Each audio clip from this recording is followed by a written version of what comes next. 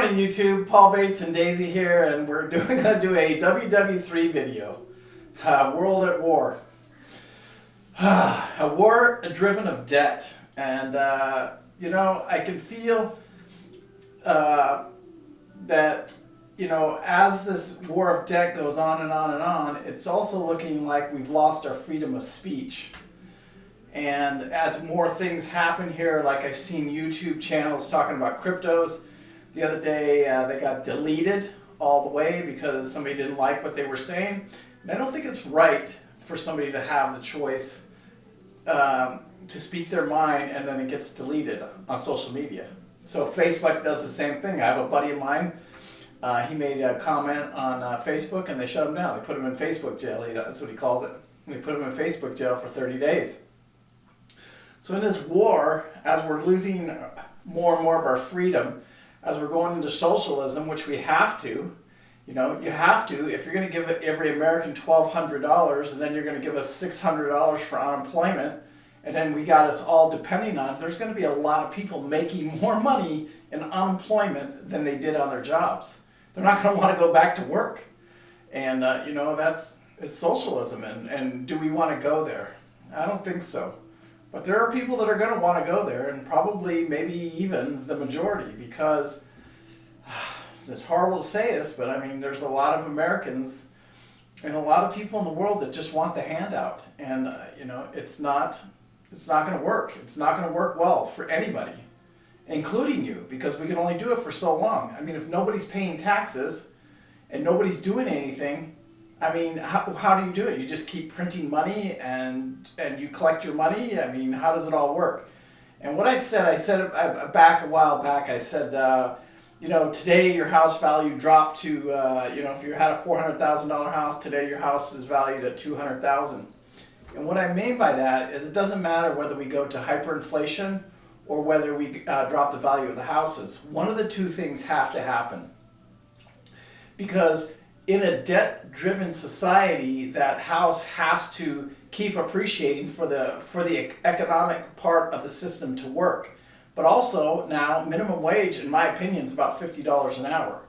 Right now it's 15. We'll see it in the next year or two go up to 20. And what is a dollar worth? In 1999, I was making $106,000 a year, me, myself. Bev was making about $35,000, $40,000 a year. We were making about $150,000 a year. We don't even make anywhere, we make about 2/3 of that right now. We're lucky if we clear between the two of us $100K a year. And so, but our house back then cost $60,000. Our house today cost $300,000. So you do the math. It's one way or the other. You can't have both. So anyway, right now, it's just with all these uncertainties and all the times in the market and everything where we're going, you could be feeling the pinch of the debt. And if you are, this could be a prime opportunity to load your guns and get ready for the next one. In 2008, it was bad for me and Bev. It was some horrific times and we had to make some horrific decisions. But we made, what I want to say are the right decisions. And have we suffered since then? Well, we're right back in the same boat. We have the motorhome, we have the house, we have the UTV, we have everything. But now it's a little bit different because most of it's paid for, or if it's not paid for, it's not so debted out that we can't sell it. Yesterday I sold the motorhome, and why did I sell the motorhome? I didn't have to for financial reasons. I did it so that we can start accumulating our wealth. Because there was already people that say, hey, Paul, you're rich. And to some people, I may be rich. But that's it. We're not. We're not even close. Not even a tenth of the way of where we want to be. But right now, I think it's very important. I've got a few years left for retirement here.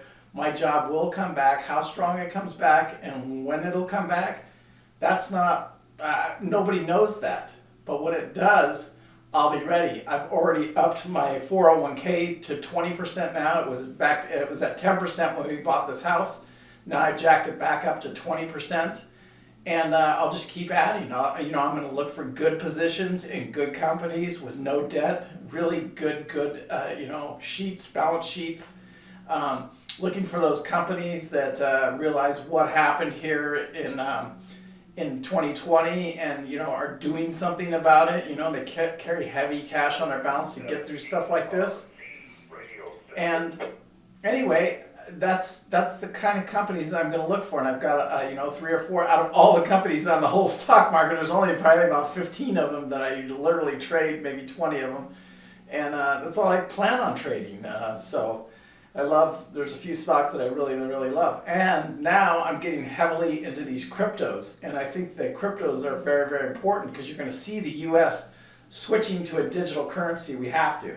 Even though the dollar right now is basically a digital currency, you can still pull cash and still, sit on hordes and hordes of dollar bills if that's what you choose to do. You can do that. And when we switch over to this digital currency, you won't be able to do that. And the government will be able to track your dollars more and track everything else. They're also saying that they're going to put a mark on us or a microchip. I think that's where I draw the line. I said I've had enough. I'm not going to do that. I really don't want to do that. I'm not doing it. But I do think we're going to see the digital currency being brought in, whether it's a world currency or each country adopts their own digital currencies. That's why I think it's so important for these crypto currencies, because it gets you outside of the government. And another thing I want to talk about here, Bitcoin, why it's so powerful, what makes it one of the best crypto investments. And it's simple. It's pure. It's not driven by Wall Street and hedge funds and the bullshit that goes on with all those crappy piece of shit people that have just screwed us for years and years and years. Bitcoin in itself is just clean and pure. It's the Rolls Royce of all crypto. I doubt we'll ever seriously, in my lifetime, ever see a crypto. It just depends on if the dollar gets hyperinflated or not. I doubt we'll ever see another crypto do what Bitcoin is doing now and what Bitcoin will do in the future.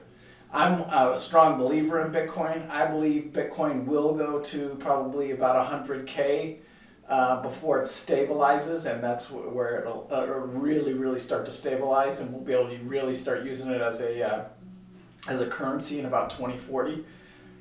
But it's just my projection, but it is one of the coin. It is the only coin that I think can do that. Now I'm diversified in all my cryptos. I probably have 5 positions in XRP, Digibyte, and all of these coins can go up. Litecoin, all of these coins can go up, and they will go up in the 2x, 3x, 4x, 5x, 10x, 100x.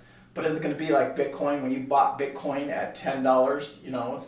Even at $10, I watched videos of these guys that they were in shock, saying, oh my God, I'm going to lose everything, and it dropped back down to $5, and then it shoots up to $100.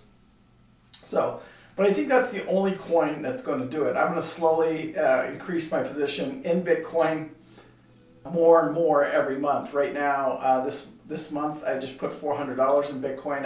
I got a paycheck from foldedmetal.com, and it was for $400, so I put the whole $400 in Bitcoin that day. And my position on pricing of the coin, we can see Bitcoin right now drop, I've seen projections from the $25,000 to $4,000 mark in this halving coming, and it's totally possible. It absolutely could happen. But I think as more people start to see it and understand what's going on with the world and this financial crisis that we're entering into now, I think that the price of Bitcoin will just keep going up gradually, and then one day they'll announce something. I don't know if the digital currency of the U.S. I think the U.S. is going to manipulate these cryptos and try and knock them down, and when that happens, they will go down. And there is ways for the U.S. to destroy Bitcoin. I hope it doesn't happen. I hope. It's the only flaw that I can see that Bitcoin has, and that's the U.S. can print trillions of dollars and just buy Bitcoin out. Now that doesn't mean it doesn't make Paul Bates a millionaire, because I could sell my Bitcoin, when it gets to 100,000 and I have like 2 or 3 coins, and I can make, I'm $250,000, $300,000 on a right now it's $6,000 investment. Yeah, that's who's going to pass that up. I mean, the U.S. government is about the only government I know that can do that. But we'll see.